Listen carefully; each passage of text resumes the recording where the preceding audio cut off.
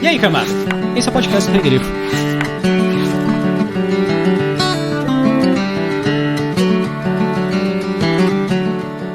Os prisioneiros estavam alinhados lado a lado, mãos amarradas atrás das costas, os olhos fechados para não verem o que faziam seus captores.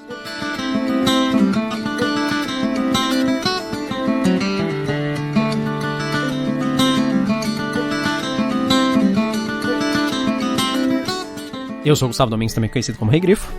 Eu sou a Thaís Prioli.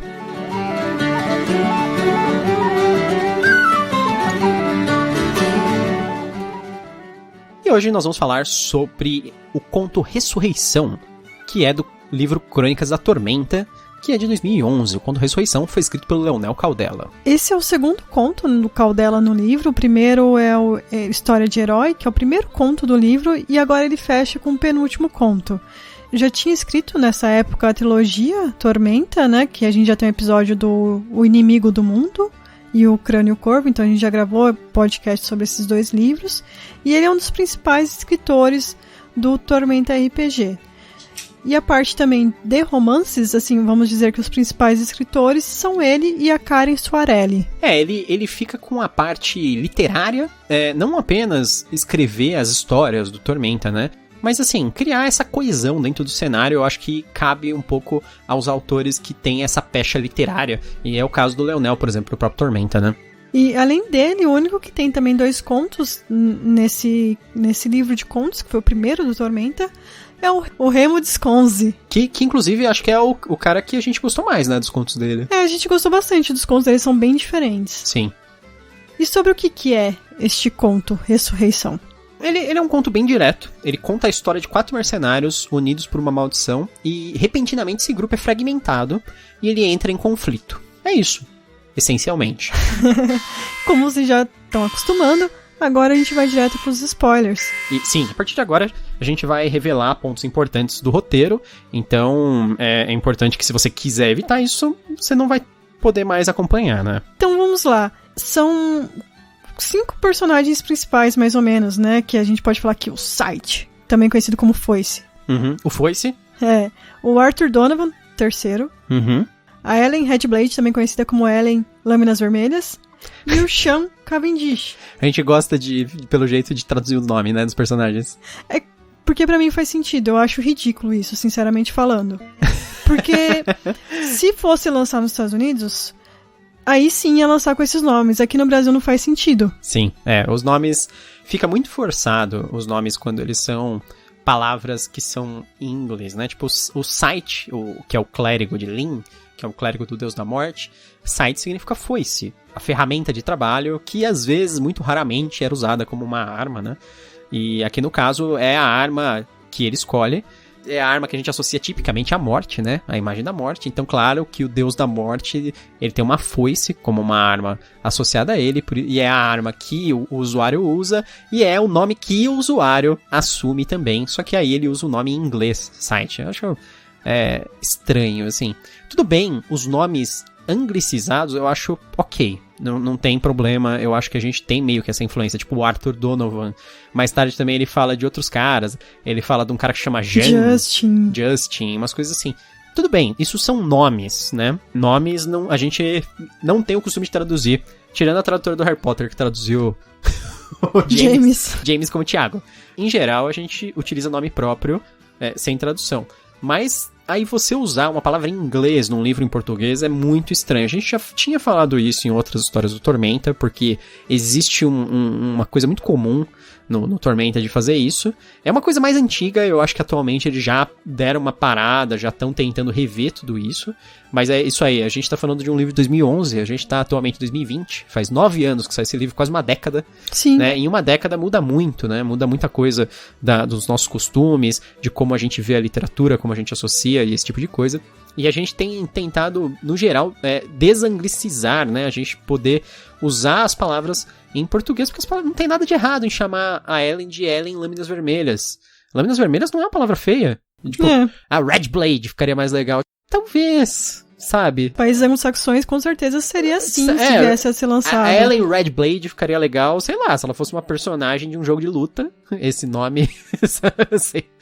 Ok, mas a gente tá tentando fazer uma dramatização aqui, é uma bem história. Bem Soul Calibur, na verdade, essa personagem, né? Bem Soul Calibur. A gente tá falando de uma história, né? Ela é uma personagem, ela tem vontades e não sei o quê, e aí ele meio que me joga pra fora da narrativa quando eu leio esses nomes em inglês. Ele me ejeta. Ele sabe, o banco ejetor dos caças, assim, dos aviões. Sabe, toda vez que eu tô lendo lá, eu tô bem inserido na história, e aí eu leio um negócio em inglês, assim, no meio, uma palavra em inglês do nada, e aí ele me joga pra fora e me lembra que aquilo é só uma historinha, que alguém decidiu colocar uma palavra em inglês porque ficaria mais legal, assim.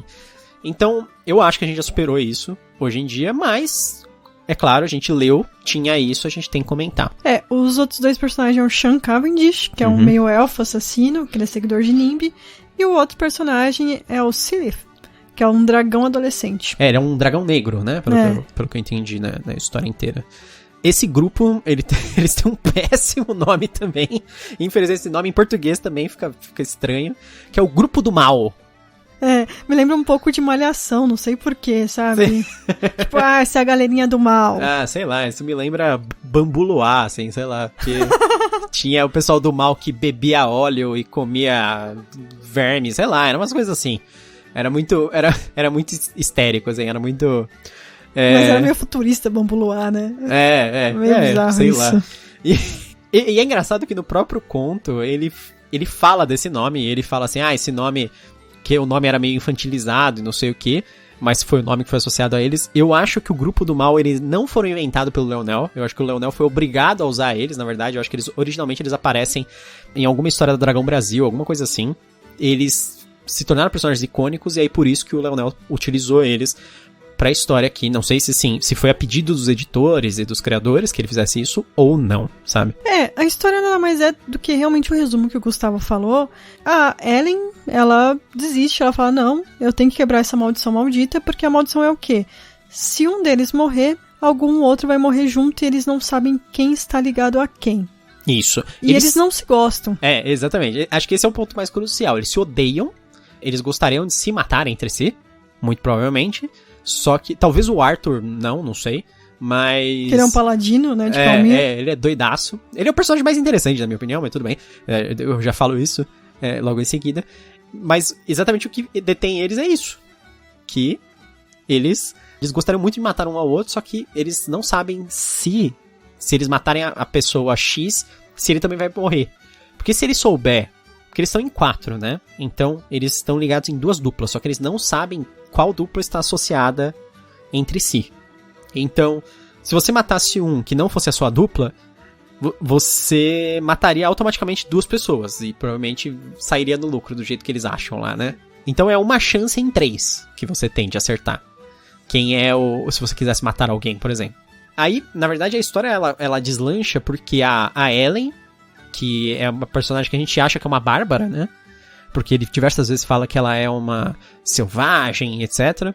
Fica de saco cheio do grupo, de tanto andar com eles, ela não aguenta mais, e ela meio que foge do grupo, e ela vai pra uma cidade chamada Triunfos. E a cidade de Triunfos, ela é uma cidade que tem uma maldição / bênção bizarra.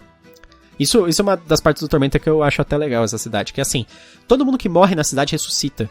Só que você não pode mais sair da cidade. É meio Hotel Califórnia.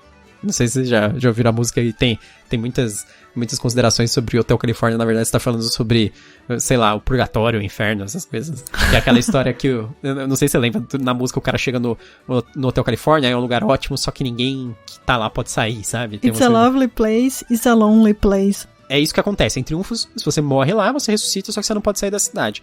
Ela vê isso como uma forma de trapacear a maldição que eles sofreram. A maldição, eles falam que eles sofreram essa maldição de um mago. Que eles traíram. De um mago maligno que eles traíram. Não sei porquê, não sei porque precisa falar que o mago é maligno. Isso assim, do ponto de vista deles, né? Sei lá. É muito dicotômico aqui as coisas. O mago, ele amaldiçoou eles, o que eu acho uma coisa estranha, assim, maldição. Eu sei que teoricamente, dentro de D&D, e aí, vamos fingir que Tormenta não é D&D, Tormenta é D&D, né? Dentro do D&D, eu sei que os magos podem lançar maldições. Só que maldição é uma coisa que se associa muito mais aos deuses, né? É uma coisa sagrada, por exemplo, você profanar um local, fazer alguma coisa e aí você sofre uma maldição. Normalmente é isso, né? Eu acho estranho um mago amaldiçoar alguém. Eu acho que o mago faria alguma coisa mais incisiva, tipo, transformar alguém em algo, uma coisa assim, sabe? Mas, tipo, amaldiçoar a pessoa, tipo, ligar a vida delas. Normalmente magos não têm aquele poder sobre a vida, etc. Mas tudo bem. Isso aqui eu tô falando dentro da dinâmica de D&D, praticamente. De jogo, né? De jogo. De regras. Praticamente. Mas aqui no conto vale tudo. Uhum. No conto não tem essas regras em si. Sim. É que eu acho engraçado, porque muitas vezes o Tormenta, as histórias se propõem a seguir as regras internas, e às vezes não. Eu não sei se isso é bom ou não, é meio estranho. Eu não sei se você sabe, teve, agora fazendo um paralelo, por exemplo, teve a história do Salvatore, né? Que o Salvatore, quando ele criou o Dristo Urden, ele também criou um outro personagem que ficou muito famoso, que é o Artemis Entreri. O Artemis, ele surgiu como um assassino. E aí, durante o Satanic Panic, durante o medo de que o D&D fosse uma coisa satânica nos anos 80, a TSR, ela reformulou muitas coisas do D&D, entre elas, ela tirou a classe assassino. Então não existiam mais assassinos dentro do D&D.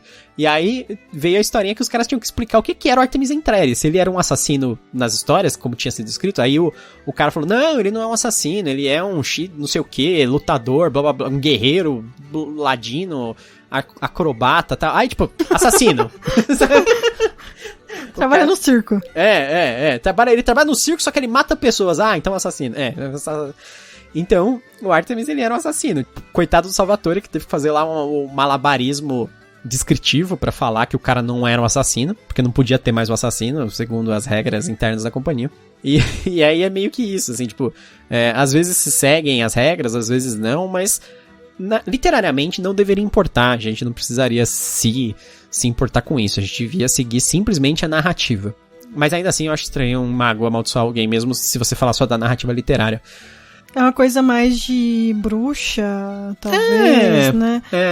Mas uma coisa... beleza, o mundo aqui é deles, né? Eles fazem o que quiser com o mundo. É isso aí, vai fundo.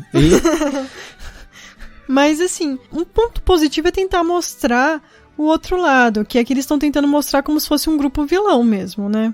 Sim. Um outro ponto de vista. Não é a primeira vez, né? Nesse mesmo livro a gente lê um conto sobre os caras que são seguidores do Deus da Guerra, lembra disso? Sim. Que também era meio que um grupo de vilões, assim. Só que eles tinham aquela história que eles não se acreditavam vilões. Do mesmo jeito que aqui também, o Arthur, por exemplo, é o cara que não se acredita o vilão. Ele é...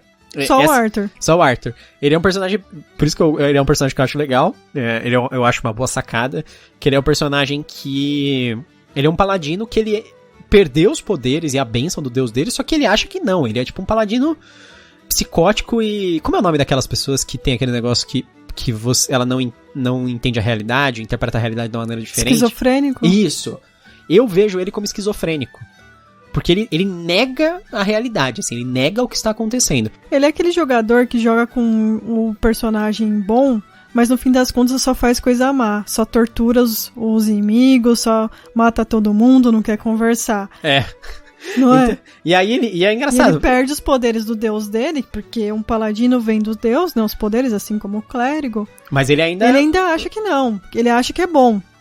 Ele ainda luta bem, né? Ele é um guerreiro formidável e perigoso, mas ele acha que é um paladino e e é engraçado que, tipo, ele mata outros paladinos de Calmir invocando os poderes de Calmir, assim, invocando no sentido, ele grita por Calmir durante a batalha constantemente, pelas bênçãos do deus dele, enquanto os outros caras estão recebendo realmente as bênçãos, mas ele tá matando os caras, sabe? Então essa é a parte, assim, curiosa e engraçada. Na verdade, todos eles têm, tirando a Ellen, talvez, que ela não fala muito sobre isso, todos eles têm alguma coisa a ver com fé, né? O site seria... Ele é um clérigo, né? Do deus da morte, do Lin. Inclusive tem essa história que ele precisa matar uma pessoa por semana, senão ele morre. O outro personagem é o Shan Cavendish, que apesar dele ser um assassino, né? Ele ser um meio elfo assassino. E ele é um assassino mesmo, ele não é um guerreiro ladrão acrobata malabarista, como o Artemis Entreri. O Shan é um assassino. O Shan, o meio elfo assassino, ele é um seguidor de Nimbi, ele evoca constantemente Nimbi. Assim, seguidor no sentido de que ele sempre fala o nome do deus em algum momento que eles estão encurralados, ou ele tá impressionado, alguma coisa assim. Então é aquela coisa assim, meio supersticiosa, não é necessariamente que o cara é um clérigo, o cara invoca o poder do deus, é só superstição. O cara fala assim, nossa, isso não é um negócio de Nimbi, nossa, Nimbi não abençoa isso, são umas coisas meio assim, sabe? A Ellen com certeza é a que tá deslocada no grupo aí. Sim. Que queria ser a heroína das histórias, né? Tanto que na andança dela, quando ela foge do grupo, ela salva uma menina e coisas do tipo. E o Silith, que é o dragão adolescente, ele é muito apegado a ela. Tão apegado que ele sai da forma dele de dragão através de um... Que é uma parte que eu não entendi. Coisa bem estranha. Eu não entendi por quê. Sim, então... Você consegue me explicar, Thaís? Não consigo, porque não faz nenhum sentido pra mim também. Por que ele precisava se transformar em humano pra ficar com ela? Pra achar ela. Sendo que é muito mais fácil voando. Pra mim não faz sentido. Realmente não sei. É um personagem pra mim totalmente deslocado nesse conto. Sobrou, né? Sobrou, tô aí, coloca ele aí. Não sei, não faz sentido nenhum. É só interessante o apego que ele tem a Ellen e ela a ele. Mas mesmo assim, não faz nada pra mim. Então, é esquisito pra cacete, né? Eu acho que a Ellen em si é complicado realmente pra um homem escrever mulher, assim como mulher escrever homens. A gente tem... eu não estou falando como escritora que eu não escrevo, mas eu imagino que os escritores têm que se colocar no lugar desses personagens pra escrever. E, não sei, eu acho que faltou um pouco aqui se colocar no lugar de uma mulher pra escrever a Ellen. Eu acho que algumas frases foram muito mal escritas também. A gente achou muitos erros. Aí já seria uma coisa de edição também. Então, assim, algumas frases do tipo, uma das mulheres não conteve as convulsões de choro. Que é isso? Ela tá convulsionando ou chorando? Eu entendi, ela tava chorando tanto que parecia uma convulsão. Beleza, mas eu acho estranho essas frases. Tem frases do tipo... Ela já estava na idade de casar e ter filhos. Uhum. Isso é um mundo de fantasia. É complicado você fazer esse tipo de coisa no mundo de fantasia. Foi inserido meio que um preconceito, uma coisa assim, um pensamento machista do nosso mundo que foi inserido aqui, sendo que, tipo, não tem necessidade, porque, vamos falar, isso é um mundo de fantasia. Ele não é baseado no medievalismo real. É aquela história... Se fosse, as pessoas não teriam magia. Exatamente. Eu vi uma história recentemente dos caras reclamando que quando foram fazer uma expansão no Magic, que ela se passava numa África mítica, tinha um cara que ele queria colocar as tais das cartas de esquilo. Eram cartas que invocavam esquilo e tal. Depois elas vieram, eventualmente, em outras histórias, em outras edições do Magic, e elas são até bem conhecidas. E aí os caras falaram assim, pra ele, não, a gente não vai pôr porque esquilo não é um animal da África. E a gente tá fazendo meio África mítica. Aí o cara falou assim, mas dragão é um animal da África. O cara falou, minotauro é o animal da África. Tipo, tinha um monte de animal mitológico. Quer dizer, não tem essa desculpa, não. Cara. Não adianta você falar assim, isso é baseado na Europa porque a armadura é parecida com a da Europa. E daí, cara? Sabe? E o elfo é parecido com o da Europa também. E o que mais? O dragão é parecido com o da Europa. E o samurai mágico com a katana mágica é parecido com o da... Eu até achei a frase aqui, ó. Ellen Redblade tinha a idade na qual a maioria das mulheres estava criando filhos e pensando na próxima vida. Coisas de 10 anos atrás aí. Em pouco tempo já deveriam ser eliminadas, que se tivesse uma revisora ou editora não passaria, provavelmente. Pelo jeito eles tiveram dificuldade até de achar mulher pra escrever nesse aí, né? Porque tem uma só em 200 só tem um conto contos. Da Ana Cristina Rodrigues, coisa que a gente sabe que a Jambô se preocupou agora no volume 3, que deve sair. Sim, eles tiveram uma reserva pra diversidade, assim, pra ter mais mulher, pra ter mais escritor negro, pra ter LGBTQ, esse tipo de coisa. Isso é uma coisa que você tem que ter não apenas como escritor, mas como revisor e editor também. Porque muitas coisas, às vezes, acontece de sair. A gente, às vezes, aqui fala coisa no podcast que a gente precisa cortar e, às vezes, passa direto mesmo pelo corte. Uhum. Então, assim, é necessário alguém também para editar e revisar esse material. Sim. Tendo um outro ponto de vista.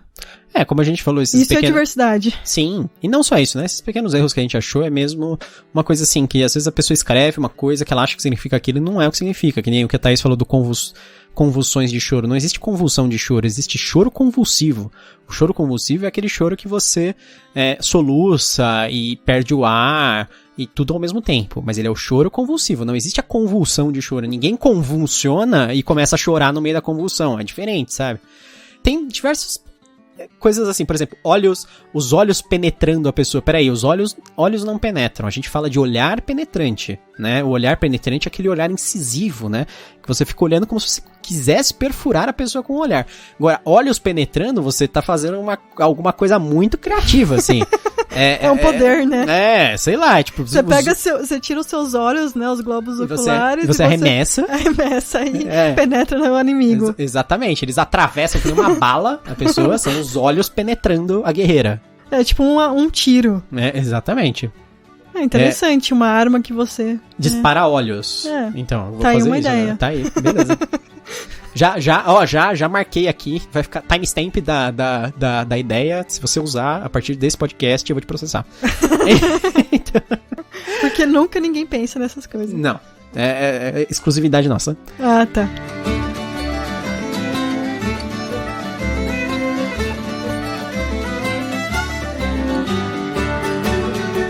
E o que você achou desse conto? Olha, a princípio eu tinha achado que eu não gostei, mas eu acho que eu gostei. Ele tem uma ideia boa, mas eu acho que ela é mal aproveitada. Essa ideia dos caras terem uma maldição que liga eles, e aí a fuga pra cidade da ressurreição. E eu acho que às vezes a história fica se concentrando em umas coisas completamente aleatórias, ao invés de se concentrar na boa ideia dela. Então, se concentrar, por exemplo, em falar como as mortes que o Sam Cavendish causa são terríveis. Ou a historinha paralela bizarra do dragão virando menino, do Silith. Então... Tipo o Pinóquio. Tipo o Pinóquio. Ele quer que eu sou um menino de verdade agora. Tipo, porra, você deixou de ser um dragão pra ser um menino de verdade? Não foi uma boa escolha. Foi péssimo. E então esse tipo de coisa assim, eles acabam pulando uma boa ideia. E tem personagens bons também aqui. Tipo o Arthur Donovan, eu acho um personagem muito bom. E ele, nossa, um personagem completamente secundário na história. Nossa, rola umas coisas muito estranhas aqui que eu acho que não precisava, assim, sabe? Então, um pouco de desperdício. É uma pena. Porque tinha muita coisa pra dar super certo. Eu não sei porquê, assim, esse conto, ele tem uma cara de um conto que foi feito meio às pressas, sabe? Até uma coisa que eu comentei com você antes, né? Parece que foi feito de última hora esse conto. Sim, pra preencher, assim, os caras, putz, a gente precisava de mais um conto, precisava de um conto sobre o grupo do mal, sei lá, alguma coisa assim, sabe? E aí os caras falam, manda lá pro Leonel, manda ele fazer, sabe? Um negócio meio estranho, assim, mas... Porque tem muita coisa legal, mas ele... Nossa, pareceu bem improvisado. Que é o contrário do primeiro conto do Leonel, do próprio parece livro. Amarradinho, né? Que ele é mais amarrado, uma história que ela é mais polida, assim, mais fechadinha. Ela não tem aquelas pontas soltas estranhas, não tem uma história que não leva pra lugar nenhum, sabe? Nada disso. E é uma história muito interessante também, uma história que envolve paladinos e deuses e tal. Só que a gente sabe que a história, o primeiro conto desse livro do Tormenta, que é o conto do Leonel, ele é um conto importante pra história do universo do Tormenta. Talvez por isso que eles tiveram uma atenção extrema a ele. Porque ele é um conto que ele conta a história lá do conflito do Calmir e do deus lá dos Minotauros, da força. Esse conto já, apesar dele contar a história de uns caras icônicos, ele não é uma coisa assim que afeta o cenário inteiro. Então talvez eles não precisassem ter esse esmero, essa atenção mais específica nele, assim. Ou eles deveriam ter, na verdade, mas não se preocuparam tanto. É uma pena. E você, Thaís, o que você achou? Eu acho que é um conto que talvez, de início, você vá com um pouco mais de expectativa do que o primeiro também. Ele deveria, eu acho que talvez, ser um pouco... Não épico, porque o outro você tá falando de deuses, né? Mas... talvez até melhor. É um conto maior do que o primeiro, né? E não sei, não é. Ele me lembrou bastante, pelo menos o ponto de vista que ele tentou passar, aquele ponto de vista da Companhia Negra, né? De estar do lado de quem é meio que o vilão, vamos dizer assim. Mas, no fim das contas, ficou muito, muito, muito abaixo disso. Realmente parece um conto que falou assim, olha, você tem que escrever isso, isso, isso, e você tem, sei lá, uma semana pra entregar. É a impressão que eu tive, porque pode ser que a gente não entendeu coisa aqui? Pode. E por isso que a gente tá falando, esse dragão não faz sentido ter virado menino. Eu acho que faltou um pouco se colocar mais no lugar de outros personagens, como eu falei, da Ellen. Eu acho que o meio-elfo, que é o Sean Cavendish tá muito caricato de vilão, muito mesmo. Um cuidado que talvez, se ele tivesse mais tempo, ele tomasse. Então, assim, pra mim parece que foi um conto que não teve tempo pra ser desenvolvido. E com isso, aconteceu de ser um conto que eu não gostei. Mas não deixo de recomendar. Você que gosta de Tormenta, leia este conto. E tire a sua impressão também. Eu só queria fazer um adendo que você falou daquele negócio, talvez a gente não tenha entendido. Se a gente não entendeu, eu vou deixar isso claro.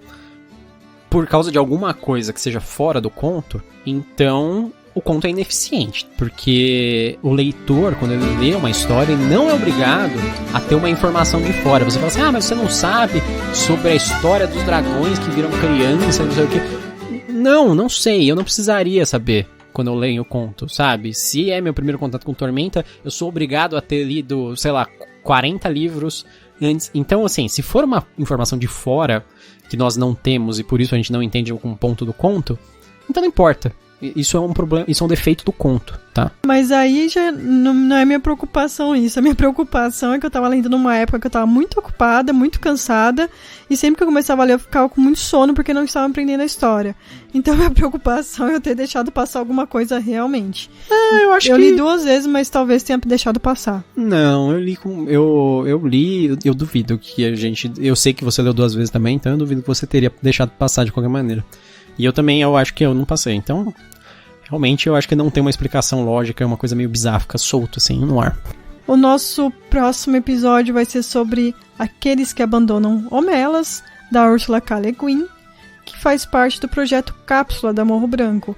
Esse é um conto que você encontra só na internet, ele é gratuito, então todo mundo que tem internet teria fácil acesso a ele. Esse é o segundo conto que a gente faz desse projeto Cápsula da Morro Branco. O primeiro foi da Nédia Okorafor. E agora a gente está dando continuidade. Por enquanto eles não lançaram mais. A gente fez sobre o Aranha Artista, da Nédia Okorafor.